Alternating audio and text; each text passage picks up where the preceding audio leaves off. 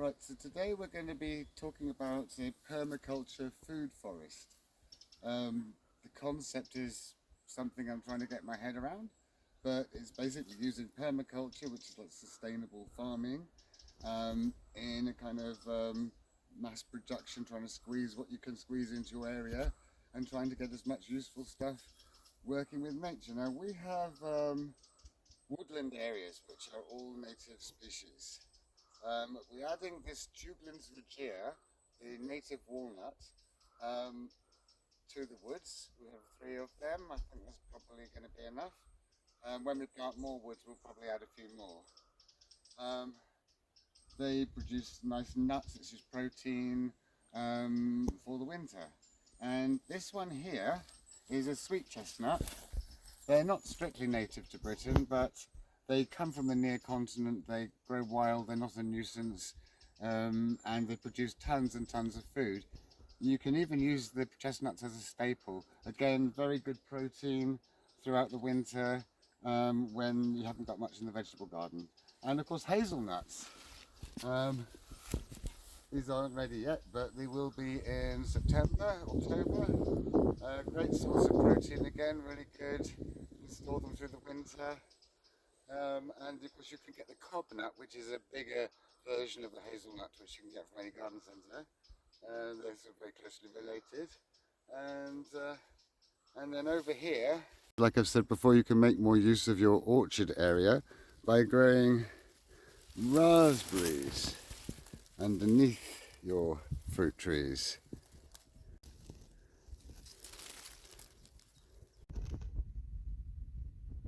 Because this is a bit untidy and a bit of a mess, but it's incredibly productive. We have raspberries every day, and if you have the summer raspberries and the autumn raspberries, then you will have raspberries from the end of June until October. I'm not sure if you've seen my video orchard tour, because there are lots of different trees in our orchards. If you just click on the little me, on your screen, the little me is down somewhere down here. If you just click on that, you can see my other videos.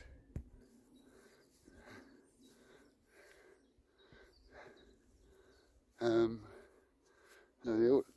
fruits are getting bigger than on the video orchard tours now. Starting to look more like pears and apples now. But of course, different ones come early and late. So the first ones you pick in August, and then the last ones you pick just before the frosts come, and you wrap them in newspaper, and they last all through the winter. Or hopefully they will, usually they do. And that way you don't have a gap until you've got the stuff in the spring. You've still got your apples and pears, which are wrapped up. Pears actually seem to last quite well. Apples tend to last till about the end of December. And we've planted all the hedges here. They're all largely planted from little trees that seeded themselves, which we just put on mud banks. And we've got wild raspberries here. They're not as impressive as the cultivated ones, but there's food in the hedges. Of course, we've got lots of wild strawberries, but they're more or less finished now. With wild raspberries all coming out now. Did I say wrap them in newspapers? Sorry, I meant straw. So when the autumn is here and the frosts are just about to start, all the apples and pears that aren't yet ripe, some ripen throughout the winter time. So what you do is you put you get a crate, you put some straw like this, and then lay the apples out so they're not touching, then put another layer of straw on top, and then put some more apples and some more straw, and then put another crate on top, and carry on. And then you can just eat them through the winter. And here, the Clapp's favourite pear is the first time it's ever produced pears. And I looked several times, I couldn't see any pears on it. Of course, we've got this is stark crimson, which was a mutant branch from the Clapp's favourite bred in Missouri in 1956. And it's the first time it's fruited as well. The fruit tree does this, it's not good. So there's the fruit tree, and this is the wild pear rootstock, which is growing at the base. That needs to be completely cut off. It's bad when they do that. Very soon I'm going to do a video on orchard care for the summer, which is basically kind of trimming off dead bits and thinning out where there's too many fruit, like here for example. And I'll put that all on a video called, I don't know, summer orchard maintenance, something like that.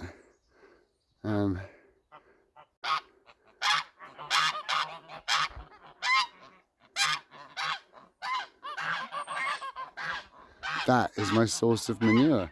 I don't have to buy manure because they produce it for me, and that saves me a fortune. Cats are really good because they keep the rodent population down, and they're very good company.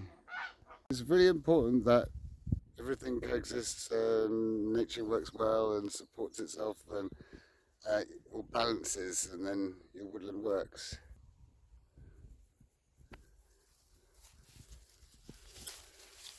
Like all the woods here we planted, there was just a few trees in the hedges. Yeah. And all varying ages.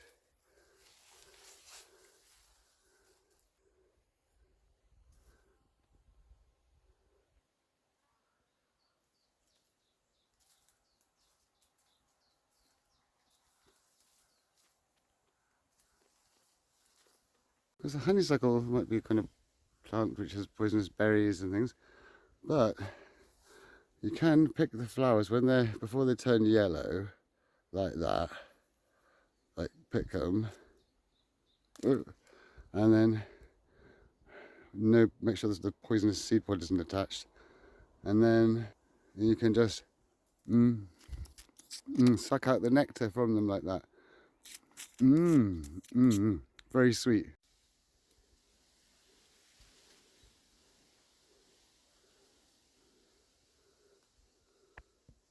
St. John's wort is a very useful herb. So it flowers for a long time as well, so it can sort of be tolerated in a garden, but it's quite common in the wild.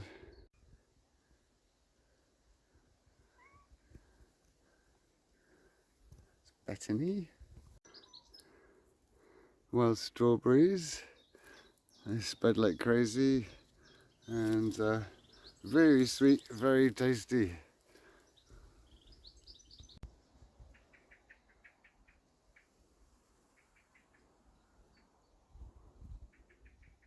Even in a drought like now, we've got plenty of water, we don't need to worry. So this pond is right at the top, so it keeps the water table high right from the top of the land. I think I need to get new welly boots. These ones appear to be leaking. Yes, too much wear and tear. They don't make things like they used to.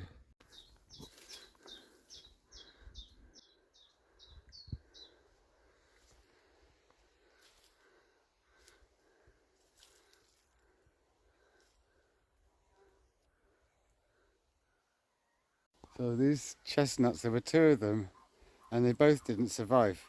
We've watered them and everything. I find them annoying. But at least we've got those little ones in pots.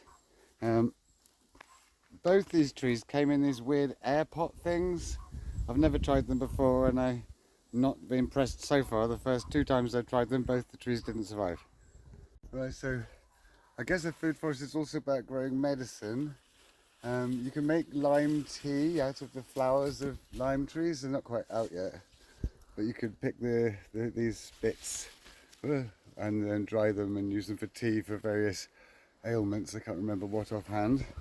Also, bugle is edible, and of course wild garlic is greens for the time of the year where you haven't got greens. The vegetable garden hasn't started producing much, and the seed pods have now popped. You can eat the seed pods, but if you want to, you can dig up the bulbs and eat them. They're much smaller than actual garlic, but it's a kind of food all year round. This beech tree is completely edible. Every single part of the tree is edible. The leaves are edible, the bark, everything is edible. I wouldn't say tasty, but edible. Now, stinging nettles are very underestimated. The reason that they are covered in stings is because they are completely edible and they don't want to be eaten. You can eat the flowers here, like they don't have any stings at all. But if you want to eat a leaf, it makes your tongue go black. But if you fold it in, all the stings are right on the edge, yeah? So if you fold all those stingy bits in, like that, so there's no stingy bit sticking out, you can eat it, eh? It doesn't sting. So you can take the leaves and dry them and make tea or make soup out of them. Incredibly nutritious. They've actually got loads of protein. You could actually live on these. And indeed, when Jersey in the Channel Islands was occupied by the Germans in the Second World War, both the German soldiers and the locals had to resort to eating nettles because there was a lack of supplies coming to the island. And although it's not terribly tasty and you feel hungry all the time, you do actually, it nourishes you. One of the best ways you can get productiveness of your woodland areas is through mushrooms. Just make sure you've got lots of organic material, don't burn all your wood, leave it in little piles, and try and encourage mushrooms because they're a great source of protein and they come from the autumn into the winter and when there's little in the vegetable garden. And we sort of buy some spores and start them off places. It's quite good if you can get these ones that grow symbiotic relationships with trees, but I've got that on other videos. Planting wild Ukrainian mushrooms, it's somewhere there. If you click on the little me, you get a whole list of my videos. And I will be doing more on this subject in the future as well. Right, so as far as growing vegetables goes, I'm quite grow these traditional straight rows. I'm not sure how the concept of food forest would affect the vegetable garden, but I think a lot of these things like sun, so I'm going to have lots of sun and have the vegetable garden growing in much the same way. However, I do companion plants, so when these get a little bit bigger, I will be planting, say, broccoli plants here, which can grow whilst these are on their last stages, and then they can benefit from the nitrogen brought from them. And I think also, and here you have the squashes which grow out a long way in all directions, but then you have this runner beans growing up, so they kind of can occupy the same space to some extent. In a polytunnel it's more of a subtropical environment, and I guess this is going to be quite jungly when everything's fully grown. Needs a good water at the moment. This is Ziggy. Right. Okra doing right now. They produce lots of greens in the summer, they get quite tall. Chilies and peppers, basil, these get really tall. So this is going to be quite productive food foresty, but of course this is really just for summer and autumn. After that it would all be finished. So here we're doing a little arboretum, which for those of you that don't know is a tree garden. Here we can plant non-native species, certainly not invasive ones, but just like garden varieties and so on. And this gives us a bit more leeway with food species. For example, this one, Auricula, the monkey puzzle. It has edible nuts. We have these spruce trees here and some willows and poplars, and they're gradually being thinned out as the more useful species appear. And you've got also a pioneer species like this birch tree, and down here is like the Arboretum, where productive trees and aesthetic trees can go, that are sort of non-native but non-invasive, and this is both for aesthetics and for production. We have our own bamboo here, which will be a long time until we got bamboo canes, but it's grown rather a lot since it's been in this hole. And then we wouldn't be able to buy bamboo canes, so productive things are not just things you eat, of course. The ginkgo tree has very good medicinal qualities. The yellow leaves or the green leaves have different properties, and it has edible fruit. It's also very aesthetically pleasing, so that should be a nice big tree here. Number of food producing plants which you can grow in your garden, and loads of herbs. This is just one example, the Juneberry. There's a few berries left on it. Now they're quite tasty. They're related to blueberries, and they don't need the acidic soil that blueberries need. All sorts of useful herbs in the swamp. Planning is very, very important. You need to sort of draw it all out first and plan what you need, because it's going to be different for everyone. Everyone has different needs. For example, I like eating masses of peas. You know, some of you might not like peas. So I'm going to have my productive area down here.